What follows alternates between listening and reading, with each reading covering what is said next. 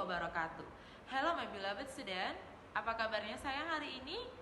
Alhamdulillah, semoga selalu lindungan Allah Subhanahu wa taala. Amin ya robbal alamin. Mari kita buka pembelajaran hari ini dengan membaca doa sebelum belajar. Raditu billahi rabbah wa bil islami dina wa bi muhammadin nabiyya wa rasulah. Rabbi zidni ilman warzuqni fahman. Opening pray. In the name of Allah, most gracious, most merciful. Thank you, God the Almighty, for gathering all of us here. Bless and protect us, reserve, listen well, and worthy well. Amin. Di mana Kamis Agi sekarang? Iya benar sayang, di rumah. Nah, ini sesuai dengan materi pembelajaran kita hari ini, yaitu tentang pengalamanku di rumah. Tema 5, subtema 1. Pada saat di rumah, kita pasti pernah melakukan kesalahan. Nah, apa yang kita lakukan setelah kita melakukan kesalahan? Iya benar sayang, meminta maaf. Apa itu meminta maaf? Masih belum tahu ya? It's okay sayang. Setelah ini Miss Agi akan menjelaskan apa itu meminta maaf dan contoh-contoh pengalaman di rumah. Perhatikan ya sayang. Kalimat minta maaf. Apa itu kalimat minta maaf? Kalimat minta maaf adalah kalimat yang kita gunakan ketika kita melakukan kesalahan. Jadi ketika kita melakukan kesalahan, kita harus segera meminta maaf ya sayang.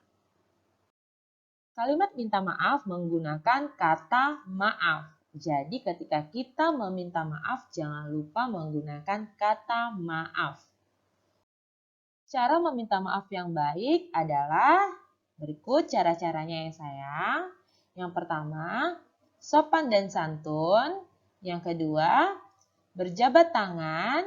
Nah, berjabat tangan dengan sesama perempuan dan sesama laki-laki ya sayang. Nah, yang ketiga yaitu caranya dengan nada yang lembut. Jadi ketika minta maaf tidak boleh marah-marah, tidak boleh dengan kasar ya sayang.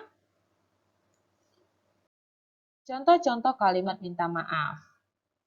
Yang pertama yaitu, maafkan aku Bu, aku tidak sengaja menjatuhkan piring. Contoh yang kedua, maaf ya, aku tidak bisa ikut belajar kelompok hari ini. Contoh yang ketiga, maafkan aku Siti, aku tidak bisa bermain sepeda karena sedang sakit. Nah, masih banyak contoh-contoh yang lainnya ya sayang. Nah, berikutnya kita masuk kepada pengalaman. Nah, apa itu pengalaman? Pengalaman adalah sesuatu yang pernah kita lakukan. Contoh-contoh pengalaman di rumah. Yang pertama yaitu sholat bersama keluarga, menonton TV bersama keluarga,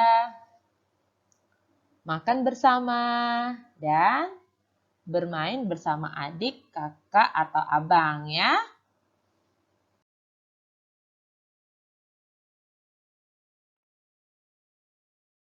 Puisi adalah kumpulan kata-kata yang disusun dengan indah. Nah, sekarang kita akan belajar tentang puisi ya sayang. Sudah pernah melihat puisi atau membaca puisi?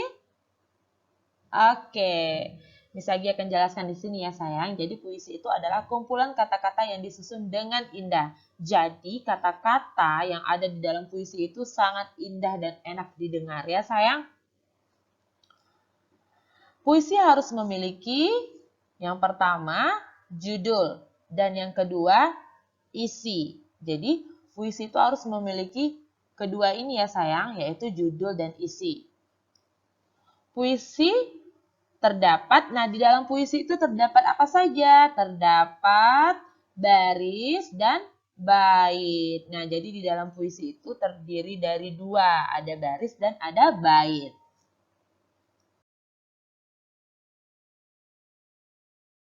Ketika membaca puisi, kita harus memperhatikan, yang pertama artikulasi. Apa itu artikulasi? Artikulasi adalah pengucapan kata yang jelas. Nah, yang kedua yaitu intonasi. Intonasi adalah tinggi rendahnya suara. Dan yang ketiga yaitu ekspresi. Ekspresi adalah gerakan dan raut wajah. Nah, jadi ketika membaca puisi, kita harus memperhatikan ketiga hal ini ya sayang. Ada artikulasi, intonasi, dan ekspresi. Nah, berikut adalah contoh puisi sayang. Nah, di sini Miss Agi akan menjelaskan yang mana itu judul, isi, baris, dan bait. Mari kita perhatikan ya sayang. Nah, ini adalah merupakan judul. Jadi, judul pada puisi tersebut yaitu Terima Kasih Guruku. Berikutnya yaitu isi. Nah, jadi dari baris ke-1 sampai baris ke-8 itu adalah isi. Kita sebut dengan isi ya sayang. Lalu yang mana baris Miss Agi? Yang mana bait Miss Agi? Oke, mari kita lihat sayang. Ini adalah baris ya sayang. Ini barisnya. Iya, jadi ada berapa baris? Ada 8 baris ya. Kalau bait yang mana? Nah, bait yang ini sayang ya. Yang mana bait? Iya, itu dia ya sayang. Jadi pada puisi yang baru saja Anak Miss Agi lihat itu terdiri dari 8 baris dan 2 bait. Ya sayang, ada 2 bait. Jadi satu baitnya terdiri dari 4 baris ya. Oke. Nah, sekarang Ananda sudah tahu apa itu meminta maaf dan apa saja contoh pengalaman di rumah. Nah, saya banyak pengalaman di rumah yang sesuai dengan sila Pancasila. Ananda mau tahu apa saja contohnya? Ya, berikut Miss Agi akan menjelaskan. Pengamalan Pancasila pertama Pancasila di rumah adalah berikut contoh-contohnya ya sayang. Beribadah. Beribadah itu contohnya seperti sholat, mengaji, berdoa, dan lain-lainnya. Selalu bersyukur, jadi kita harus bersyukur terhadap apa yang kita miliki. Dan bersikap jujur, jadi tidak boleh berbohong ya sayang, harus selalu bersikap jujur. Pengamalan sila kedua Pancasila di rumah contohnya antara lain menyayangi orang lain, berani membela kebenaran, peduli terhadap orang di sekitar, tidak membeda-bedakan sesama. Pengamalan sila ketiga Pancasila di rumah. Berikut contoh-contohnya. Mendahulukan kepentingan adik saat bermain bersama, selalu bekerja sama. Pengamalan sila keempat Pancasila di rumah. Contohnya adalah tidak memaksakan kehendak, melakukan musyawarah dengan keluarga. Pengamalan sila kelima Pancasila di rumah contohnya adalah membagi tugas di rumah secara adil. Wah, ternyata banyak sekali ya sayang pengalaman di rumah yang sesuai dengan sila Pancasila.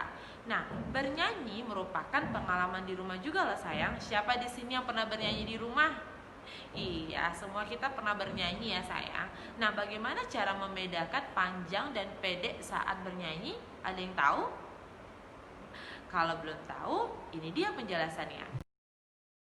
Membedakan panjang pendek bunyi pada lagu anak menggunakan simbol. Saat kita bernyanyi, bunyi yang dikeluarkan berbeda-beda. Ada bunyi yang panjang dan ada bunyi yang pendek. Bunyi yang panjang dinyanyikan lebih lama dari bunyi pendek. Kita dapat membedakan panjang dan pendek bunyi pada lagu. Panjang pendek bunyi disebut pola irama. Pola irama dapat dihitung berdasarkan ketukan. Simbol bunyi pendek adalah titik dan simbol bunyi panjang adalah garis atau strip. Nah, berikut adalah contoh lagu yang sudah ada simbol dari nada panjang dan nada pendeknya ya sayang, atau bunyi panjang dan bunyi pendek. Anda bisa lihat sendiri, nanti bisa dibuka di YouTube ya sayang, lagu Paman Datang ciptaan Ate Mahmud ya, ketukannya 2/4. Nah, nanti Anda bisa bernyanyi bersama-sama dengan melihat video YouTube ya sayang.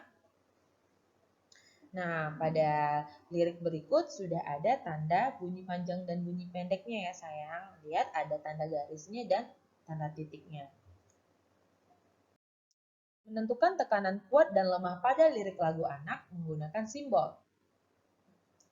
Selain panjang pendek pada lagu, kita juga dapat menentukan kuat dan lemah tekanan dalam lagu. Nah, berikut adalah contoh lirik lagu yang sudah ada simbol dari tekanan kuat dan simbol dari tekanan lemah ya sayang. Lagunya adalah lagu Cicak di Dinding ya. Ketukannya 2/4 dan ciptaan dari NN ya sayang. Nah, bisa diperhatikan pada lirik lagu tersebut ada tanda bintang dan ada tanda lingkaran. Nah, itu merupakan simbol dari tekanan kuat dan tekanan lemah. Nanti bisa lihat di YouTube ya sayang, lagu Cicak di Dindingnya bisa dinyanyikan bersama-sama juga ya. Apakah Anda sudah paham dengan pembelajaran hari ini? Alhamdulillah. Terima kasih sayang atas perhatiannya. Sampai jumpa pada video berikutnya. Setelah ini Miss Agi akan memberikan tugas ya sayang. Mohon dikerjakan dengan sebaik-baiknya. Say alhamdulillah together. Alhamdulillahirabbil alamin. Doa kafaratul majelis. Subhanakallahumma wa bihamdika asyhadu an la ilaha illa anta astaghfiruka wa atubu ilaik. Oke sayang, akhir kata bisa gue ucapkan wabillahi taufiq walhidayah. Wassalamualaikum warahmatullahi wabarakatuh.